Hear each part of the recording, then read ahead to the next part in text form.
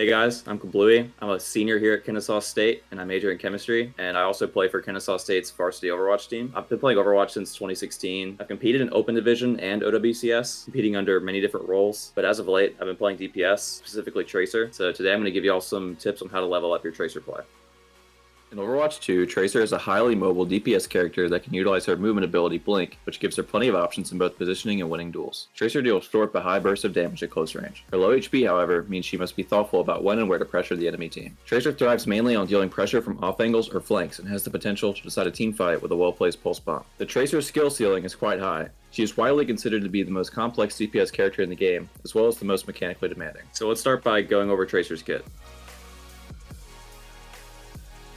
So getting into Tracer's abilities, I'm going to talk about her pulse pistols. They're just Kimbo pistols. You have a total pooled ammunition of 40, and you get 20 shots per pistol, and they both shoot at the same time. You can't shoot them separately like Maga. Her first ability is Blink, which just teleports her a short distance. Her Blink will teleport you in a distance that you're either looking, so if I'm just like moving forward and I'm looking this way, I'll blink forward. If you're hitting a directional key, it'll prioritize whatever direction you're hitting. So if I'm like walking forward, and then I hit like D, I'll blink diagonally. So you can be like shooting one direction and then hit like S, blink in a direction while you're looking at something else. One thing I want to comment on Tracer's Blink, they send you upwards slightly, so you can sort of get on top of things that you wouldn't be able to otherwise. So like here, see how I was able to like kind of boost up onto the platform up here, even though it looked like I was sort of under it. It's worth noting that that effect stacks, so if you blink multiple times, you'll get some pretty serious height across a pretty large distance as well. So it can be pretty creative, and you can find ways to get to high grounds faster, go on flanks faster. It's something worth learning, I think, on Tracer. Her last ability is her recall. Basically what recall does, it'll put Tracer at her previous location 3 seconds ago to the health that she was at if your health was lower than it was when you recalled. But it's worth noting if you're damaged and then I heal up and then recall, I'm able to keep the HP that I get healed for. So that's just something to keep in mind. Just one little tip for recall is if somebody's chasing you, you can sort of bait them to chase you with your blinks. And if they use like a mobility cooldown to chase you, you can sort of just use your recall to get back up to where you were previously. Maybe if you have a couple blinks left over, you'll be able to escape. That's what makes Tracer pretty slippery and hard to catch if she has all of her cooldowns, which plays into her flanking abilities, or flanking playstyle rather. So for Tracer's ultimate ability, it's her Pulse Bomb. Pretty potent playmaking tool. It's where a lot of Tracers are able to find the most value. It's definitely a harder ultimate in the game to get value out of. It takes a lot of skill to get consistent with it. Best thing I can recommend is to try to find a workshop code just to practice pulse bombs on moving targets. Pulse bomb's pretty good at either killing like backliners. It's good at chunking tanks if they get split. That's something I use it a lot for. You can combo it with Graviton Surge or Orisa ult. That's pretty potent. Anything to make it easier for you to get a kill with pulse bomb. Maybe ask your teammates, hey, like Orisa, can you use your Terra Surge here? I want a pulse bomb. Sorry, can you bubble me? I want to go in here and use a pulse bomb. Things like that to make it easier for you. If you're newer though, I would definitely just try to go for pulse bombs when you're behind the enemy, because when you're in front, higher level players are typically better at movement. They can sort of realize they're going to go for a pulse bomb before you even go to chuck it. They'll try to move pretty evasively or use like a cooldown to dodge it. So try to go behind people or from the side and use it, because they'll probably be like strafing left and right like this. And if you come from the side, they'll basically just be like strafing into your pulse bomb. So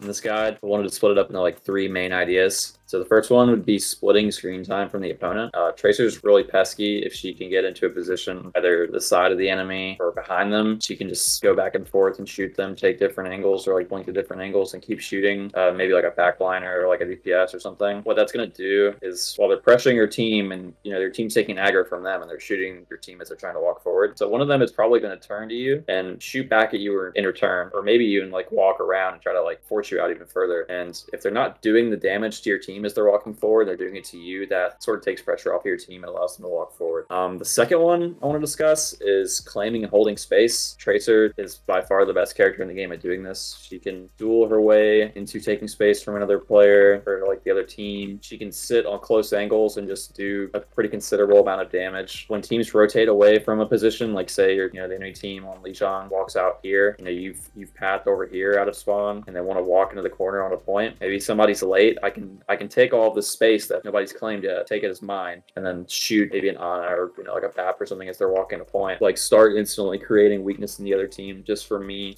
taking space pretty much. So the third thing I want to discuss is target priority. Tracer has the highest potency on a team to kill somebody. She has a pulse bomb, which would be sick. That's a kill. You can always one clip somebody or outduel somebody if you have all your cooldowns. Knowing who to use that on, that really determines how your team can win a fight. You just want to be able to look for people who are playing in a strong position position or getting a lot of value from their position and trying to shut that down immediately by splitting their attention. So like maybe they have like an Ashe back here shooting your team like freely as they're trying to walk the point. And, you path behind them and you see an Ana right here. Maybe instead of the Ana, you would want to shoot the Ashe or pulse bomb the Ashe because she has the most like potency to get a pick or something. Or maybe she has Bob. Maybe it's Lucio and he has beat. You want to look for a pulse onto him or get him low so he gets to use beat. Somebody who's getting a lot of value from existing, who's causing like harm to your team, you sort of want to look for them first.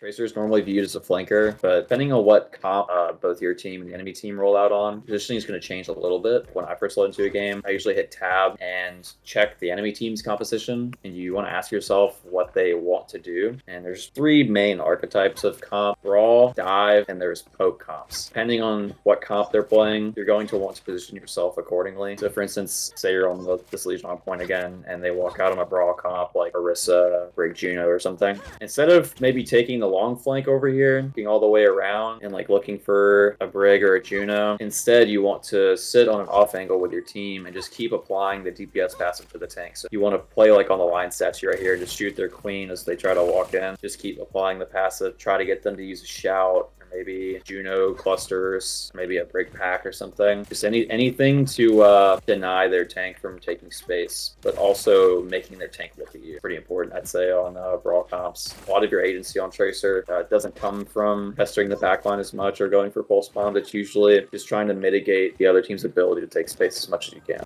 When you're playing in a dive comp, you're mainly going to look to trade out backline. So if they're playing dive and you're playing dive, they're probably just going to set up and look for your Ana or your Lucio or whatever. So on Tracer, this is where you are going to play the more traditional Tracer play style where you just take long flanks. Nobody's contesting you on the space you're trying to take. You just keep taking it. Maybe when their supports go for a rotate, or maybe your team lands a nade, or just any other trigger that signals your team to jump, you and your monkey you start pinging the support. You just basically try to kill them as fast as you can and go on to the next target. When you're playing into poke comp as Tracer, admittedly it's not something I do very often. You usually don't see it as much. Honestly, I would probably just pick some other DPS character that can deal damage at range. I don't really see Tracer get played in poke comp, so don't worry about that too much. Know how to look for players that are split from their team. Maybe you have like a Ryan or something that just pins in and his supports don't have an LOS on him. You can quickly shift your attention from maybe a backline to him. Try to get rid of his armor as fast as you can, or maybe look for a pulse bomb on him. Try to deal as much damage or kill him as fast as you can before his team is able to support him. The most important thing when you're doing all this is to time your engages properly. So like say you're on dive and you go all the way back here and you look for the flank, and you're set up and you're ready to kill an Ana. Try not to get greedy and go for the kill as fast as you can. Like I think it's really important that you time your engages with your Winston, like with your Diva, as well as you can, because if you have like a cast right here and they walk out and the cast sees you try to kill their Ana and your monkey's not jumped in with you yet, it's really hard for you to stay in there long enough to do meaningful damage, and you'll just get a recall forced, which kind of puts your team at a net negative. So allow your tank to engage with you, allow people to look at him, take their aggro off of you first, and then you can get a little bit more active and go for the kill.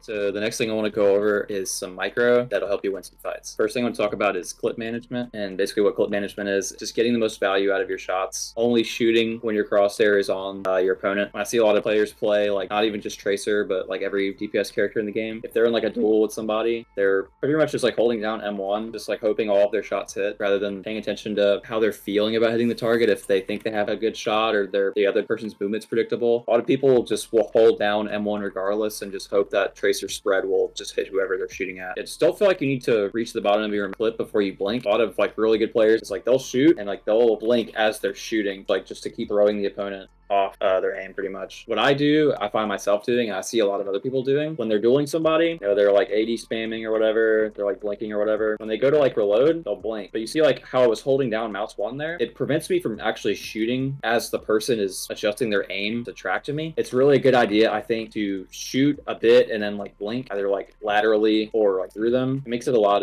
more effective in doing like really good damage without taking a lot of damage yourself. When you do see good Tracers reload, they either like just won't reload in a duel at all, or like they'll like blink to cover and then like reload and then like resume the duel. A lot of tracers, maybe if they're confident and they've got a lot of good shots on somebody, they'll like do their blink shoot melee, and then recall. You'll never really see a tracer just standing there like ADing and reloading if they're getting looked at all. It's okay to do if you're like on an off angle or something and people aren't really looking at you. So you're already behind cover most likely if you're pretty solid with your positioning. I guess the next thing I want to talk about in duels is like your general movement, particularly against like characters like Cass. I usually try to refrain from jumping like left and right and whatnot because this makes you pretty predictable to hit instead of like the unpredictability with AD spamming and crouch spamming. Jumping kind of just puts you on a pretty set trajectory that makes it pretty easy for Cass to hit you, especially with a headshot. I would definitely be wary of that if you're dueling a Cass and jumping. I think something else that's good to do in order to make your shots as easy as possible to hit. Nobody's really looking at you. If you're like sort of on a flank, you don't really have to AD spam and do like a bunch of like fancy movement or blinks or whatever. If you're just like not getting looked at, you can kind of just stand still and shoot pretty much. Like a Moira, a lot of Moiras honestly don't have very good movement. She's like jumping and moving around. You can sort of just like track her and like get her to use fade pretty quickly without her turning around and like running towards you with her beam, which if your aim's not very good, that's like pretty dangerous for you. And that kind of just goes for every DPS character in the game. If you're like on sort of an off angle, or if nobody's really looking at you, you can also just stand still and like get a really solid clip off and maybe get a cooldown out for it. I guess one final thing I want to talk about is something that I've been trying to integrate into my game: strafe mirroring. Basically, if you're in a duel, mirroring their strafes is actually a pretty solid way to guarantee that you land like a quality clip on somebody. You'd be surprised at the amount of damage that you can do. Basically, all you're doing is you're just observing how they're strafing and you're trying to match their AD movement the best you can. It makes you more consistent. You're taking your damage away from your mouse movement and you're putting it onto your movement keys, which provides you a lot more consistency, which is like the theory of it. As for your crosshair placement, when you're doing this, I usually keep my crosshair not at head level because obviously pulse pistols have a spread. So if you put it around like their midsection, you'll get headshots and body shots at the same time, which will allow you to do more damage. It makes it a lot less random. You can always go for the AD spam. You don't really see it as much nowadays. Characters like Cass, you can run into a headshot pretty easily. If they're aiming at your body, you kind of run the risk of crouching into a headshot. So it's not something I consciously do. I don't think a lot of people advocate for it. I don't think it's negative. If somebody's aiming for your head and you're ducking, like you will dodge the shot. So